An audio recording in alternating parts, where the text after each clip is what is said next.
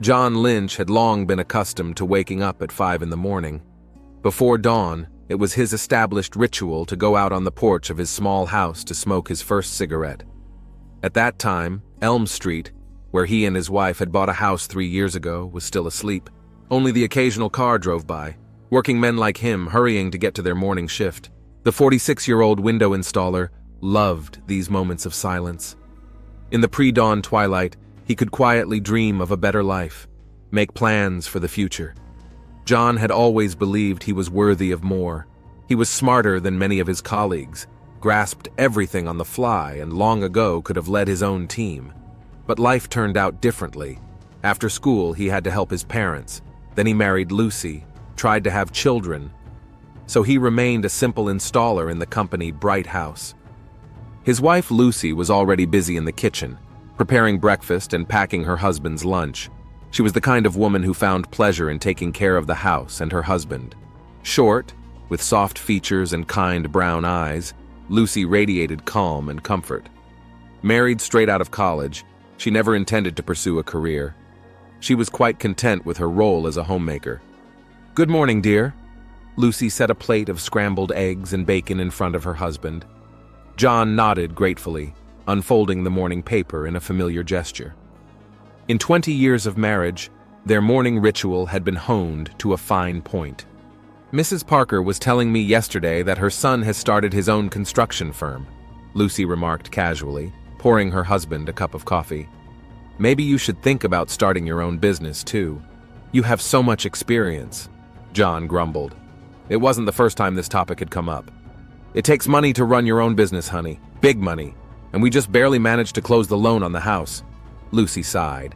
She knew her husband was right, but she wanted so badly for him to finally realize his potential. John was capable, but he was always afraid of something, hesitant to make a bold move.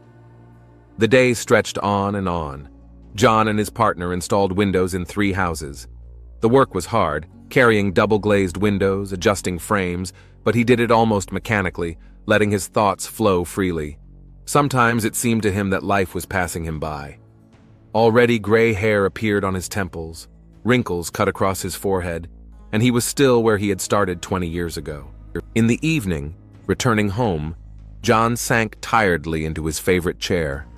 There was a baseball game on the television, but he watched with a blank stare.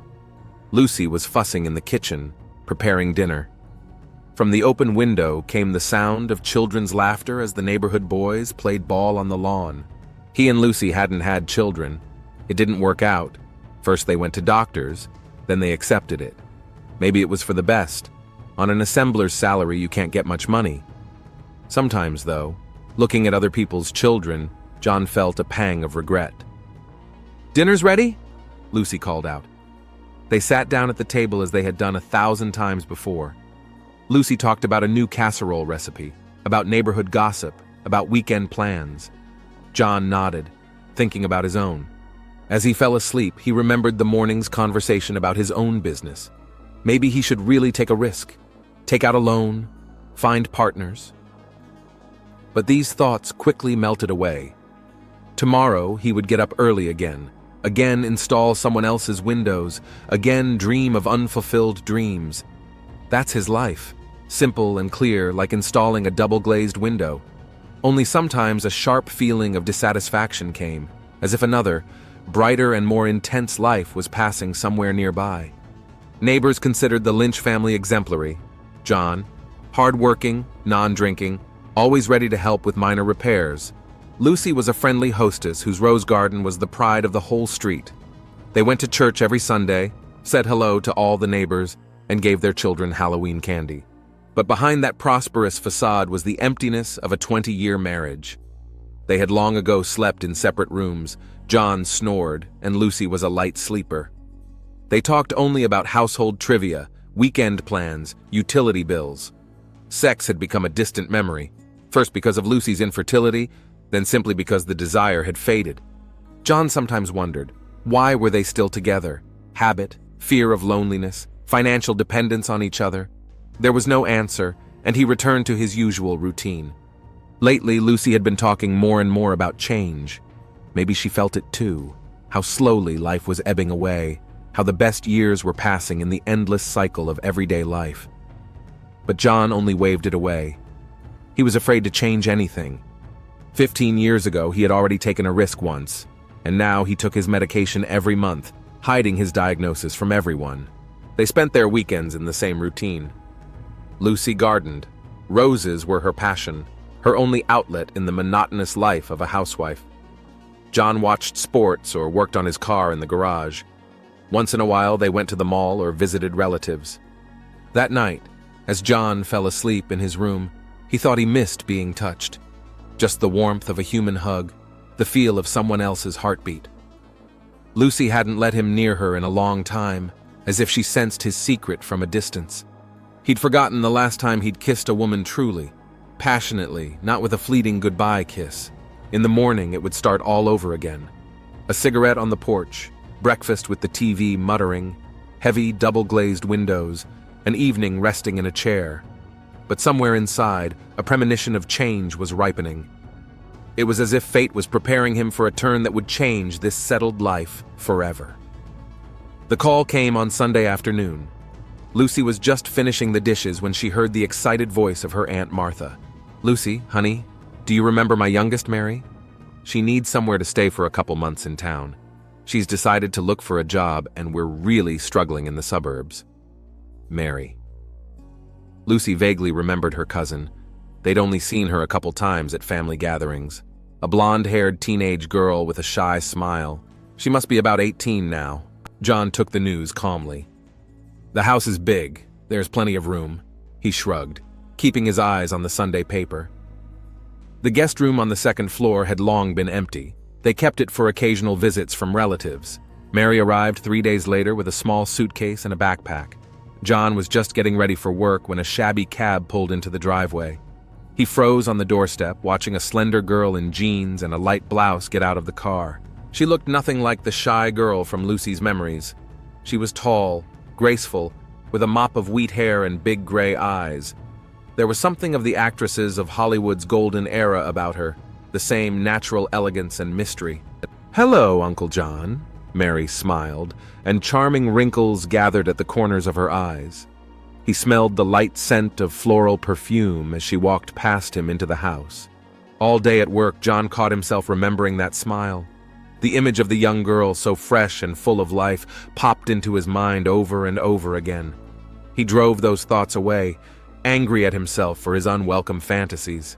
In the evening, the house was filled with new sounds, light footsteps on the second floor, girlish laughter coming from the kitchen, where Mary was helping Lucy prepare dinner. She was talking about her plans, to get a job in an office, to save money for school, to start an independent life. "You have such a cozy home," Mary said as she arranged the plates. "I'm so grateful you let me live here." Lucy was glowing with pleasure. She had always dreamed of having a daughter.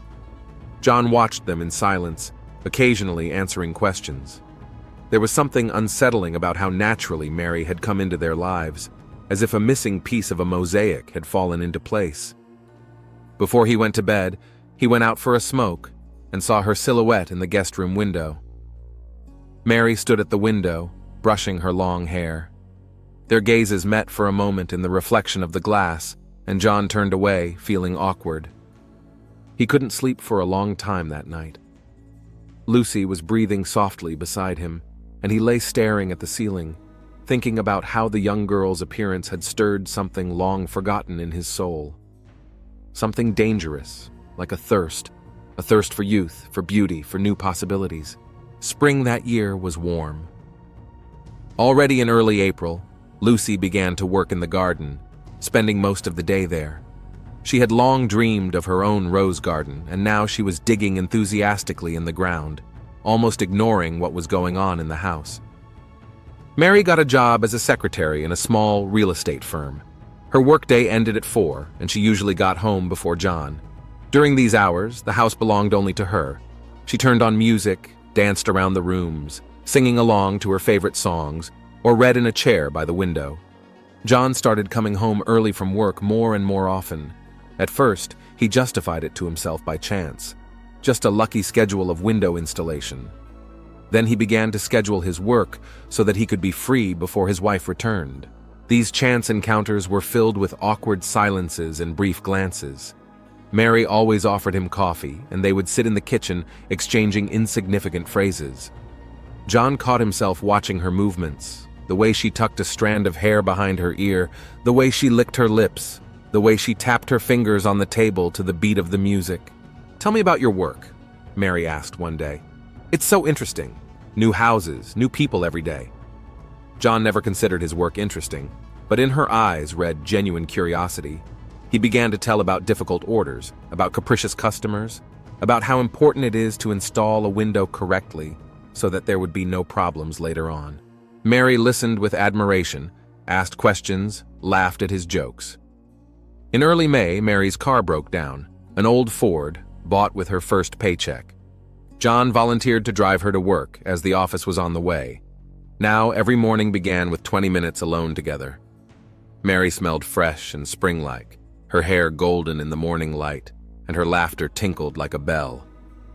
Lucy was glad her husband was helping her cousin. "You're so thoughtful," she said, kissing him before bedtime.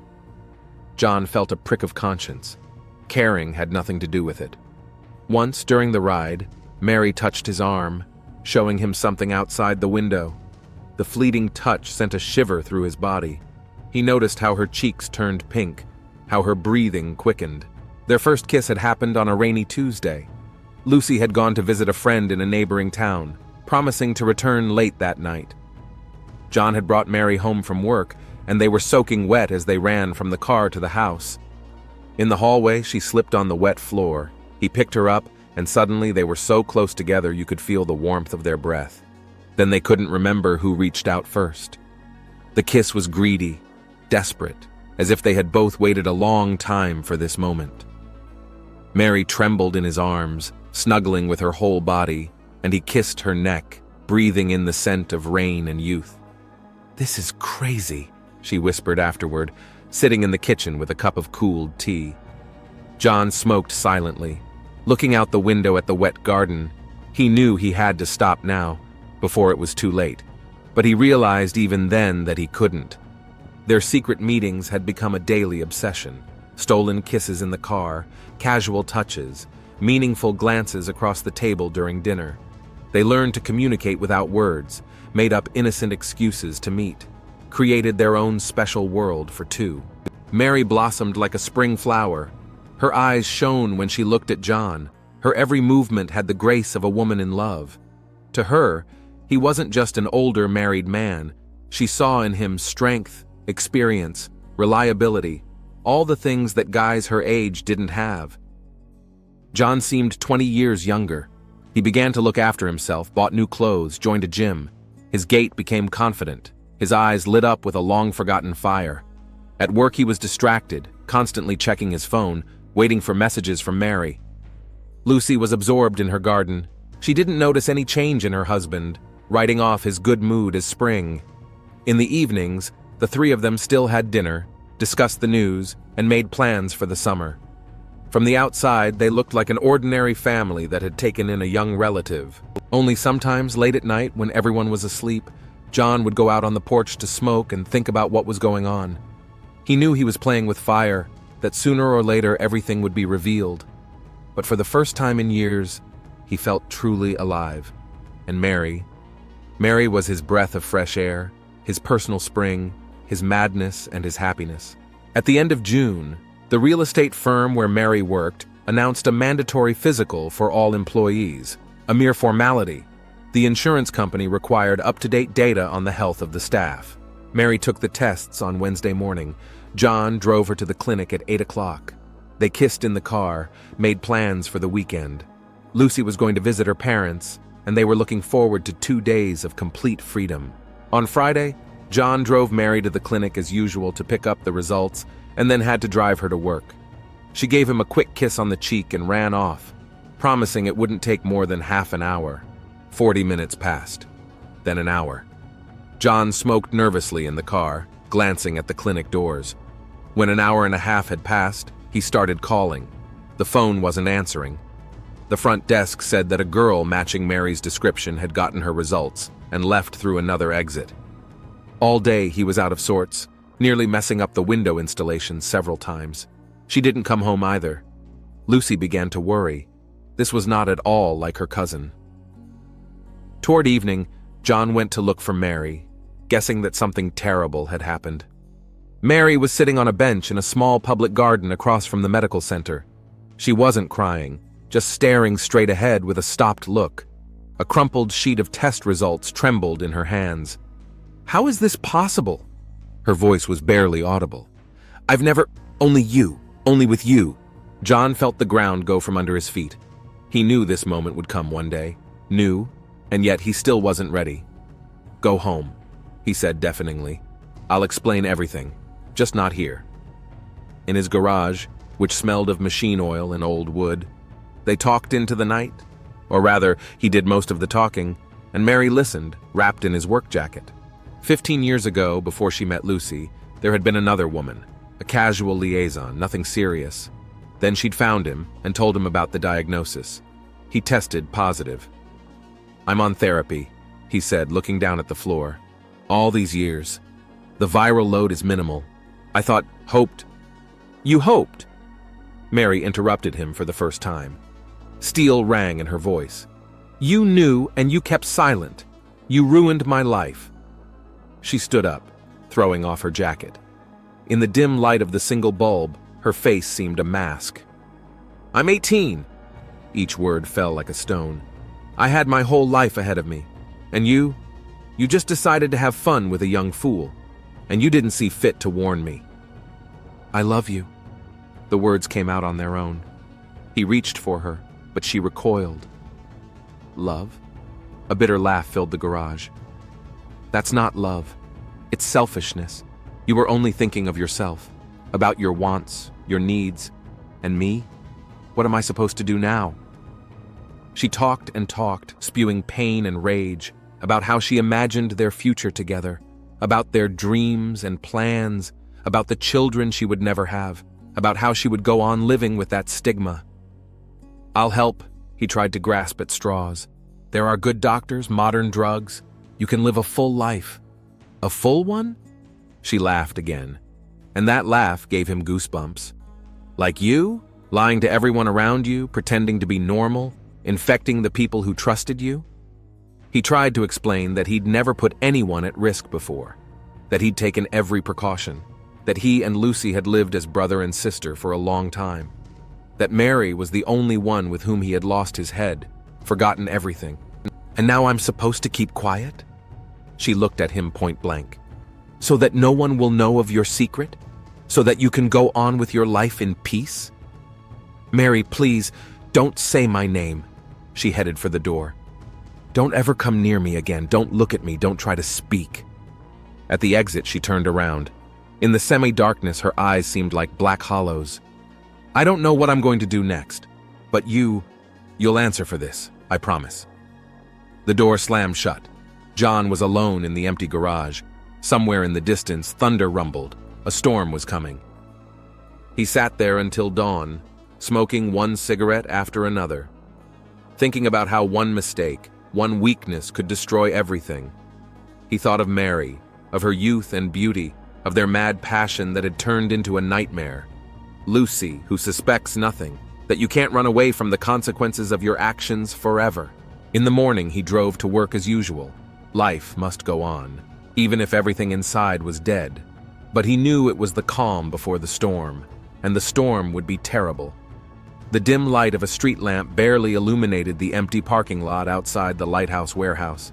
The workday was long over, and the area was deserted. Only John Lynch's white van stood in the far corner of the lot. He often stayed late, organizing documents and preparing materials for the next day. That evening it was drizzling light rain. The guard, Ted Barry, making his final rounds, caught a glimpse of the van. The lights were on in the cab. Nothing unusual, just another late night of workaholic Lynch. 2 hours later, around 11 p.m., the same guard going home noticed that the lights were still on. That seemed odd. John usually left no later than 9 o'clock. Ted knocked on the van window. There was no answer. The door was unlocked. The first thing the guard saw was blood on the dashboard, a lot of blood. Then he caught a glimpse of John's body leaning back in the driver's seat. There was a bloody tire iron lying next to him. The police arrived 12 minutes after the call. The area was cordoned off, floodlights on. The rain intensified, blurring the tracks on the pavement. Detective Jim Porter arrived on the scene at the beginning of 1 a.m. He was a tall, middle-aged man, wearing a rumpled trench coat and carrying an unchanged notebook. He methodically surveyed the crime scene, asked a few questions of the security guard and the forensics team. "Time of death?" he asked the medical examiner, an older woman with a tired face. "Preliminary. Between 8 and 9 in the evening. Multiple blows with a heavy object to the head. Death was almost instantaneous." Porter nodded, making notes in his notebook. The murder weapon was found at once, a heavy wrench with traces of blood on it. The fingerprints on the handle suggested the killer had used gloves. "Anything missing?" he asked the company director who arrived on the scene. "I don't think so." The man rubbed his tie nervously. "The van was always stocked with tools, some quite expensive. Everything's in place, and the victim's wallet is here too, with money and cards." "Not a robbery then." Porter squatted down, looking at the blood spatter on the windshield. The blows had been inflicted with a particular fury. The killer was either acting out of passion or had a strong personal grudge against the victim. At 3 a.m., the detective stood on the porch of the Lynch's house. The doorbell rang obscenely loud in the silence of the night. It was opened by a sleepy woman in a housecoat, Lucy Lynch.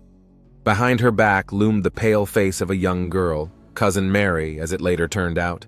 "Mrs. Lynch? Detective Porter. I'm afraid I have some bad news." He'd told his relatives many times about the deaths of loved ones, but it didn't get any easier. Lucy sank to the floor, sobbing silently.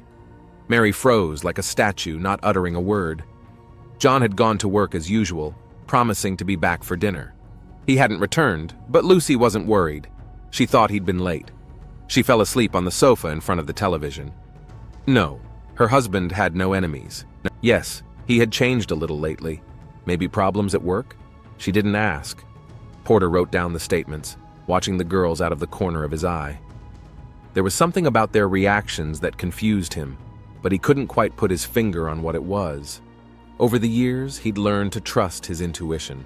Leaving the house at dawn, the detective glanced once more at the second-story windows.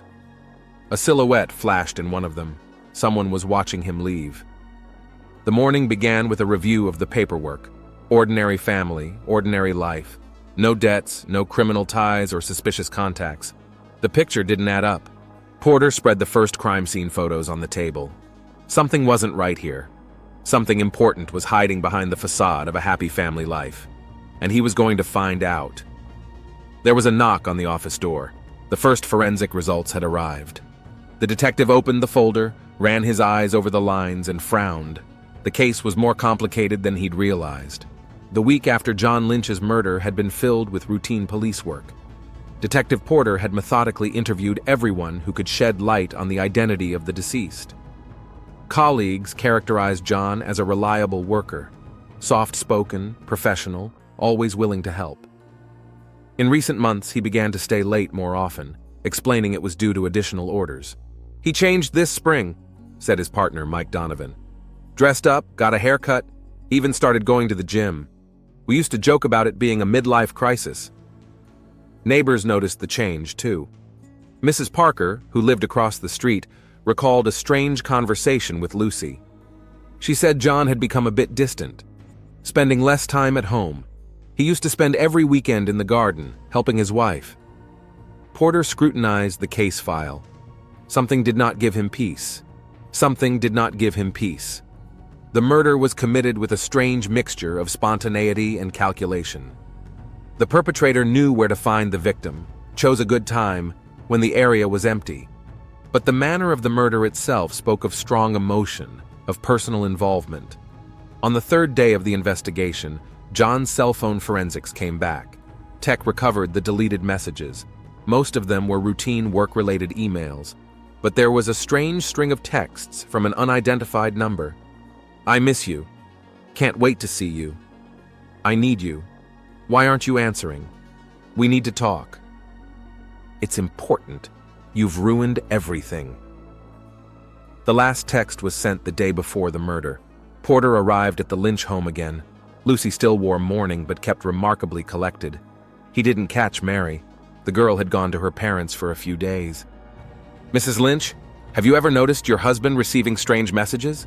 "No," she shook her head. "We respected each other's privacy. I never checked his cell phone." "And what can you tell me about this change in his behavior?" "New clothes, the gym." "He wanted to change," her voice shook. "Said he was tired of just being a window installer.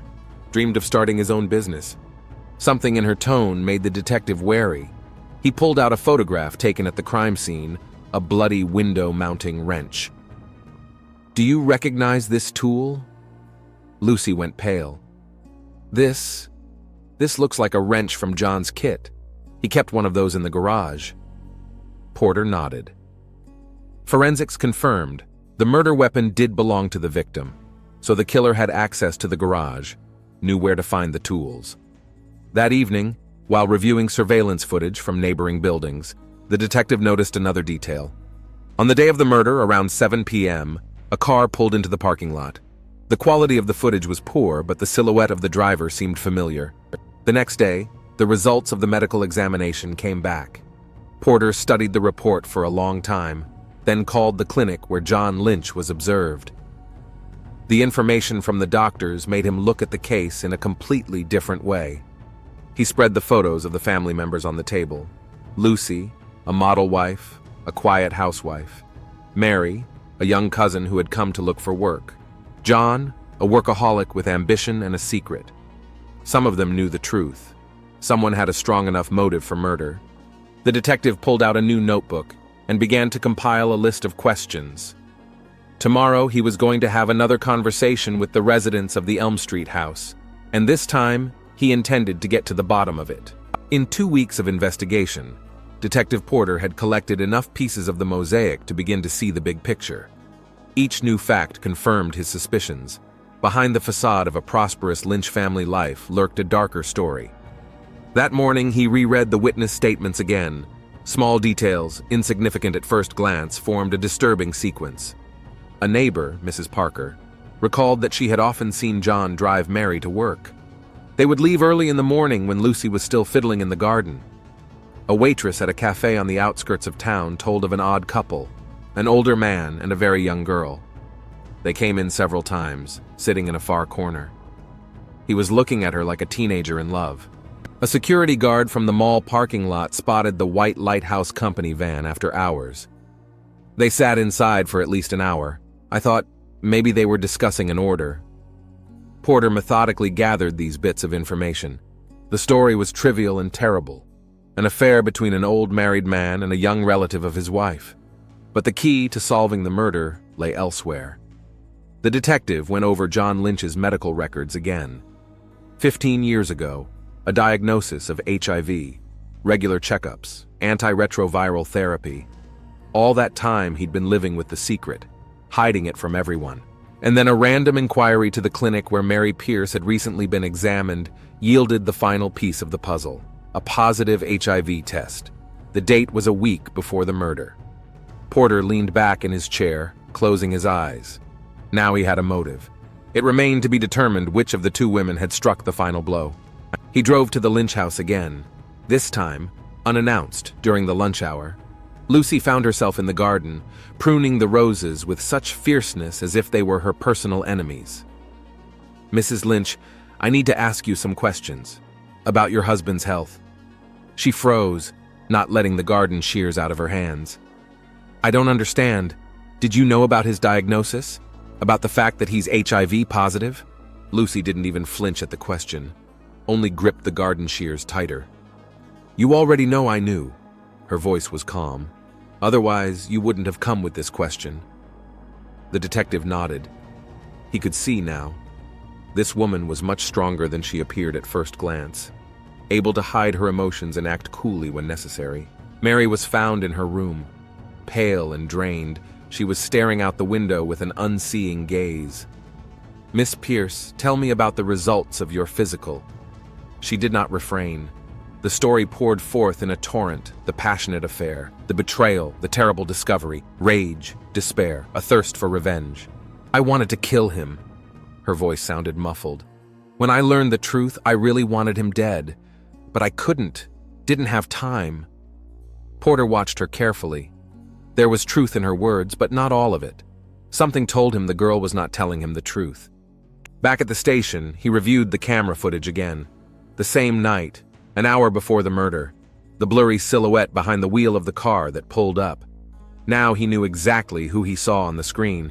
All he had to do was find one last piece of evidence. He called the lab. Checked the traces on the murder weapon again, especially interested in microparticles. An hour later, the answer came back. They found traces of garden soil on the handle of the montage wrench. Porter slowly closed the case file. The picture was finally complete. All that remained was to write the report and make the arrest. He pulled out the photos of the Elm Street occupants again. The quiet housewife with the garden shears, a desperate girl with a broken heart and a terrible diagnosis, a murdered man whose secrets have finally come to light. The detective picked up his cell phone and dialed a number. "Send an extraction team. I have the killer." That evening, police cars surrounded the house on Elm Street. Neighbors looked out the windows, whispering and speculating. Detective Porter went up on the porch and rang the doorbell. Lucy opened it immediately, as if she'd been expecting him. She was still wearing the same morning outfit, gardening gloves in her hands. "You've come to arrest me?" It wasn't a question, but a statement. Porter nodded. "Lucy Lynch, you are under arrest on suspicion of the murder of your husband, John Lynch." Mary sat in the living room, huddled in a lump on the couch. She raised haggard eyes to the detective. "I found her test results in the trash can." Lucy's voice sounded unexpectedly calm. "Didn't realize what it was at first. Then I Googled it, and then I started noticing the looks, their strange behavior, all those morning commutes." She sank down into the chair, machine slipping her gloves on and off. "You know, it's not like I was going to kill him. I just wanted to talk. Came to the parking lot, waited in the car, and when I saw him, so happy, so calm, he ruined that little girl's life, my cousin's, and he wasn't even remorseful." The wrench was on the front seat. John always kept his tools there. I wore gloves, didn't want to get my hands dirty. Funny, isn't it? Thinking about clean hands while going to kill a man. The first blow was spontaneous. The rest were conscious. He didn't even have time to say anything. Maybe he wanted to apologize or lie again. I didn't give him that opportunity. Mary was crying quietly on the couch. Lucy looked at her fondly. "I was protecting my family. He was sick, not just in body but in soul, a selfish man thinking only of his own desires. He deserved his death." Porter snapped the handcuffs on her wrists. "You're going down for a long time, Mrs. Lynch." "I know," she smiled sadly. "But I'm not sorry. Everyone knows the truth now, and justice has been served." As the police car drove Lucy away, the neighbors were still standing in the street. Murder out of jealousy. It happens all the time. But no one knew the whole truth. Of betrayal, sickness, broken hearts, and fates. Mary moved in with her parents the next day. The house on Elm Street was empty. Only the roses in the garden continued to bloom as if nothing had happened. Porter closed the case after a week. All the evidence was incontrovertible. The confession had been obtained. On the last page of the report, he wrote, "Motive: protection of family and revenge for betrayal." Lucy Lynch was sentenced to 15 years in prison. She accepted the sentence calmly. A small rosebush now grows in her cell. The prison authorities allowed this little reminder of home, and Detective Porter occasionally drives by the house on Elm Street. The rose garden is slowly going wild, but the flowers are still just as beautiful. A reminder that beauty and ugliness, love and hate, life and death always go hand in hand.